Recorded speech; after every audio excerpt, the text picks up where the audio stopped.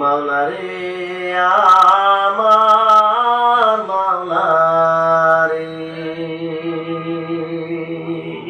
কাকে ভালোবাসো তুমি? কার জন্য বিষ খাও? কার জন্য গলায় ফাঁস দাও? কার জন্য সুইসাইড করো? কার জন্য জীবন দাও? বন্ধুরে, জীবনের মালিক তো আল্লাহ। বলো, যদি বাঁচতে হয় তাকেই বাঁচবে, জীবন যদি দিতে হয় তার পথে দিবে। তোমার জীবন, তোমার জৈবন সব তো তার জন্য।